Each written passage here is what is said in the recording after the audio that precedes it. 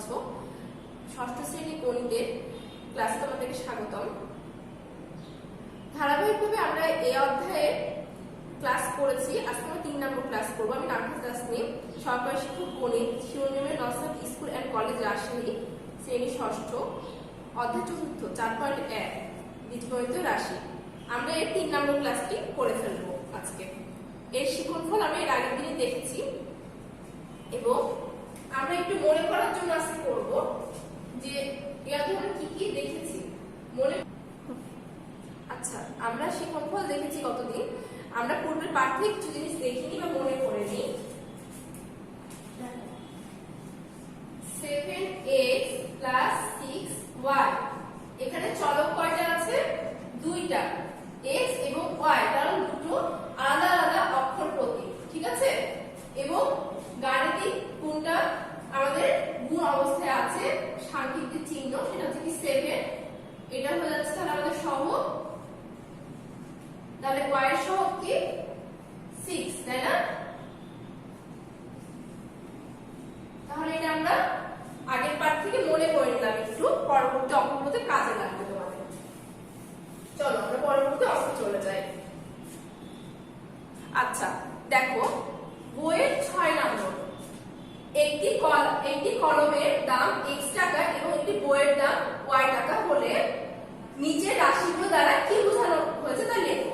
এই রাশিগুলো দ্বারা কি বোঝানো হয়েছে তা আমাদের লিখতে হবে।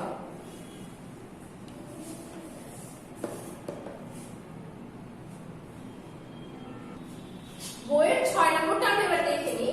একটি কলমের দাম x টাকা ও একটি বইয়ের দাম y টাকা হলে নিচের রাশিগুলো দ্বারা কি বোঝানো হয়েছে তা লেখো। এখানে কতগুলো রাশি আমরা দেখতে পাচ্ছি। আচ্ছা ঠিক আছে, আমরা প্রথমটা দেখে নিই, ঠিক আছে? এখানে কি বোঝানো হয়েছে আমরা দেখে নিই। 6 এর i, রোমান সংখ্যা 1, 3y, এখানে কি বোঝানো হয়েছে দেখো তো। এখানে একটি বইয়ের দাম y টাকা, তার মানে কি 3y, মানে কি এখানে y এর সাথে কয় গুণ আছে? একটি বইয়ের দাম যদি y টাকা হয় তাহলে তিনটি বইয়ের দাম কি হবে? এখানে আমরা একটু রাফে দেখে নেই, 3 গুণ y, তাই না? তাহলে তিনটি বইয়ের দাম কি হচ্ছে? y টাকা। তাহলে এই ক্ষেত্রে আমরা লিখতে পারি 3y হলো ওখানে কি আছে? 3y হলো তিনটি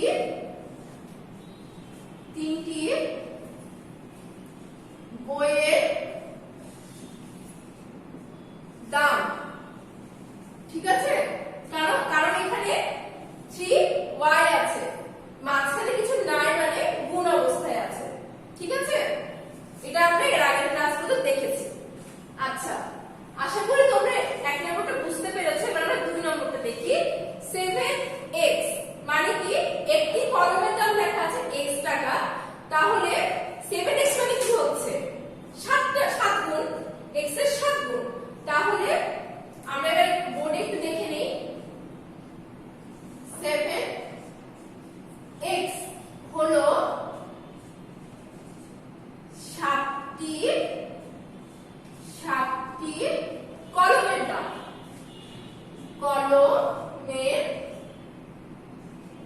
দাম, তোমাদের সুবিধার্থে দেখে দিই পাশে রাখে যে 7টি কেন হলো, একটি হলে কি হয় 1 গুণ x, দুইটি হলে 2 গুণ x, সেই ধারাবাহিকভাবে 7 ইনটু x, তাহলে 7টি বইয়ের দাম, ঠিক আছে?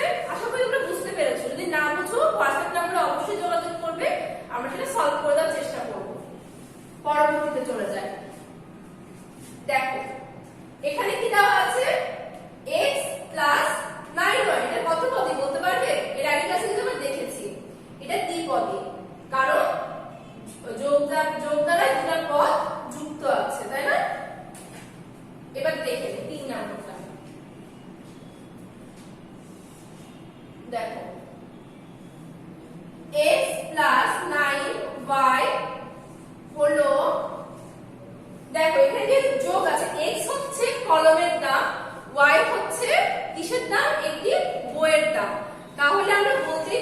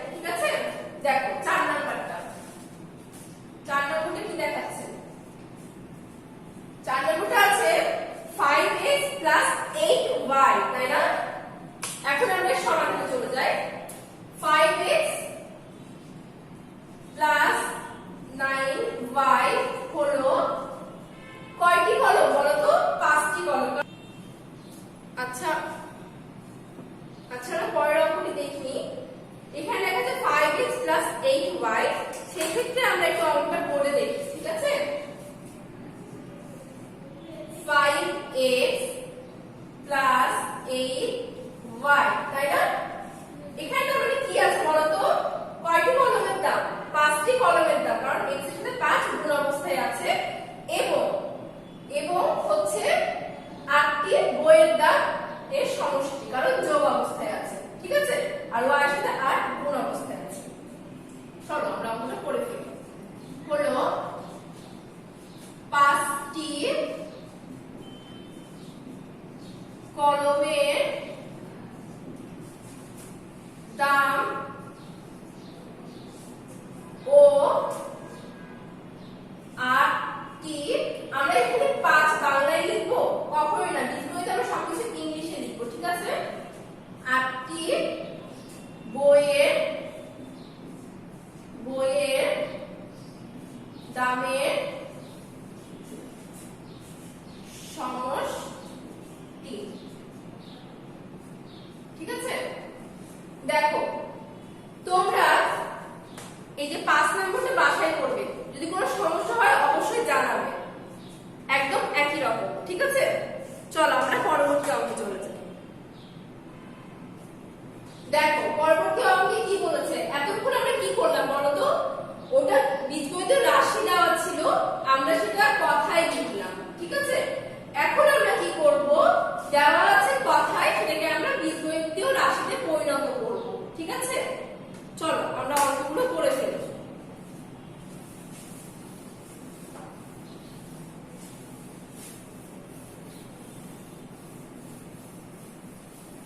দেখো বইয়ের 7,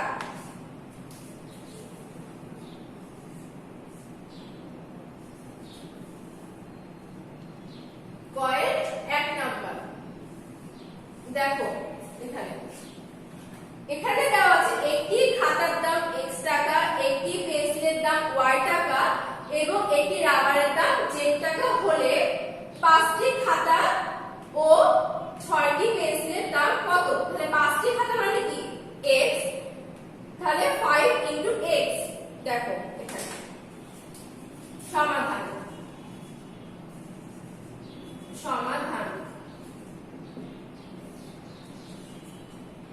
5টি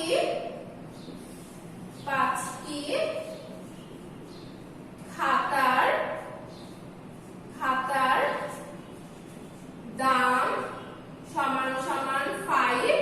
তাহলে খাতার দাম কি আছে, একটি খাতার দাম x, তাহলে 5টির দাম হবে 5 * x, তাহলে 5x, তাই না। বেশি হলে আমরা কি করি, গুণ করি, আর কম হলে সেটাকে আমরা ভাগ করি। তাহলে 1 থেকে নিশ্চয়ই 5 বেশি, তাই আমরা গুণ করলাম। এখন দেখি 6টি পেন্সিলের দাম এবং 6টি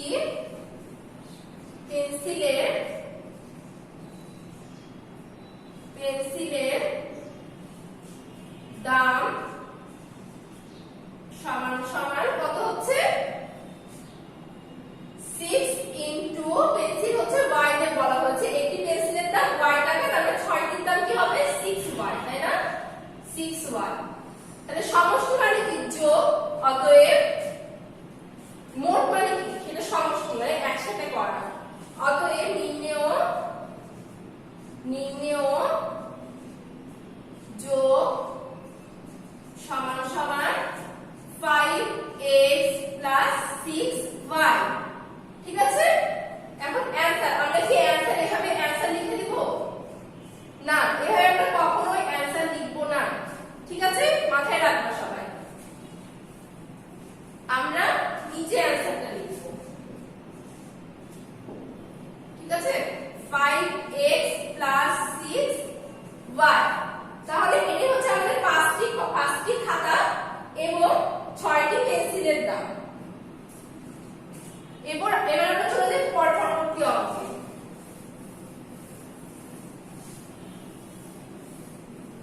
7 কয়ের 2 নম্বরে চলে যাচ্ছি আমরা।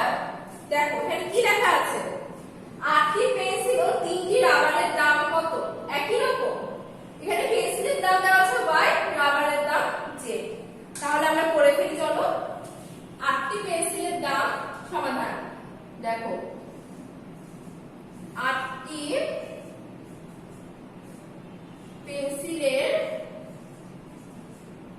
পেন্সিলের দাম সমান সমান কত হচ্ছে, তাহলে 8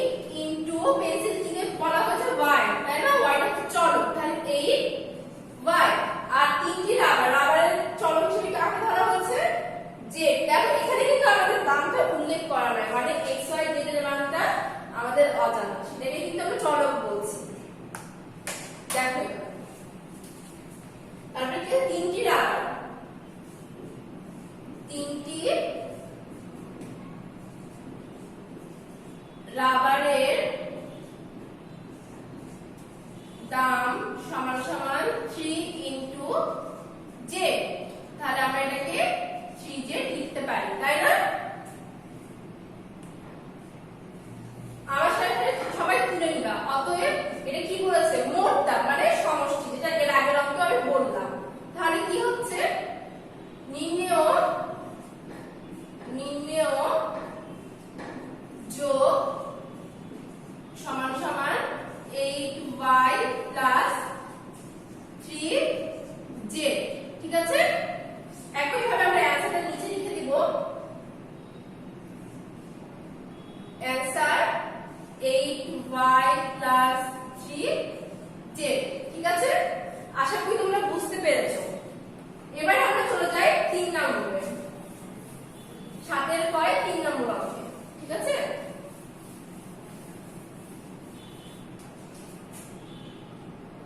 দেখো এখানে কি বলেছে? এতক্ষণ আমরা দুইটার করলাম, মানে দ্বিপদই করলাম। এখন আমরা তিনটা পদ নিয়ে কাজ করব, তিনটা চলো। দেখো এখানে কি বলছে? 10টি খাতা, 5টি পেন্সিল ও 2টি রাবারের মোট দাম কত? এখানে খাতার দাম দেওয়া আছে x, একটি পেন্সিলের দাম y এবং একটি রাবারের দাম z। এখন আমরা অঙ্কে চলে যাই। ঠিক আছে? দেখো 10টি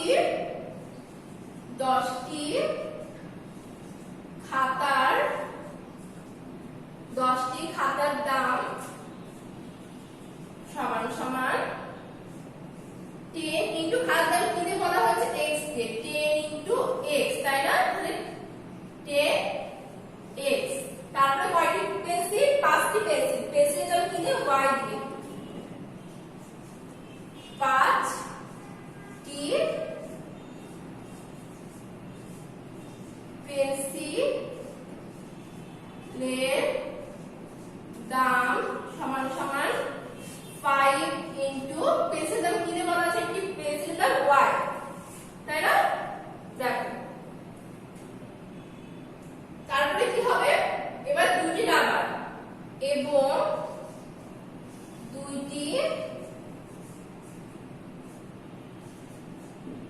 রাবারের দাম সমান সমান কত? 2 ইনটু j। দেখো এখানে যদি টাকা বলা আছে তাহলে আমরা সবগুলোর সাথে টাকা যুক্ত করে দেব, যে পরিমাণটা বলবে আমরা সেটাই যুক্ত করে দেব। ঠিক আছে? সেটা আমরা মাথায় রাখবো। আর দেখো এখানে 5y আছে, তাহলে আমরা কিন্তু এটাকে 5y ও লিখতে পারি। মাঝখানে গুণ চিহ্নটা না দিলেও আমরা বুঝে নেব সেখানে গুণই আছে। ঠিক আছে? টাকা, তাহলে 2z টাকা। এখন আমরা দেখে নিই। হ্যাঁ, অতএব নির্ণেয়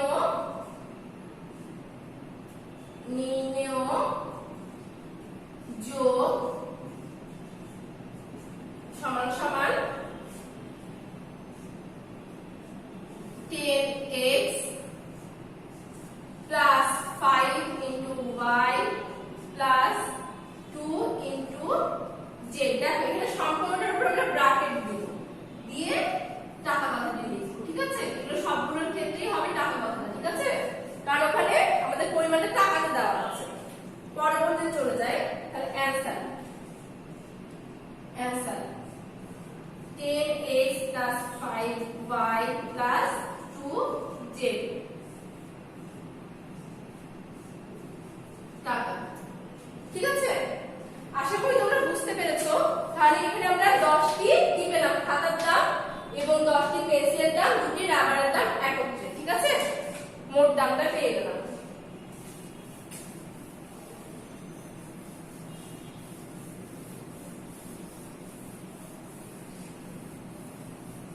আশা করি তোমরা 3টা অঙ্ক বুঝতে পেরেছো। যদি কোনো সমস্যা থাকে অবশ্যই আমাকে হোয়াটসঅ্যাপ গ্রুপে জানাবা তোমরা যে কোথায় সমস্যাটা হচ্ছে তোমাদের। পরবর্তীতে চলে যাই। পরবর্তীতে তোমরা লিখে নাও। নেক্সট ডে ধারাবাহিকভাবে এই অধ্যায়ের 4 নম্বর ক্লাস হবে, অধ্যায় 4.1 ভালো থাকবে, সুস্থ থাকবে। আশা করি ক্লাস না বুঝতে জানাবে আমাকে।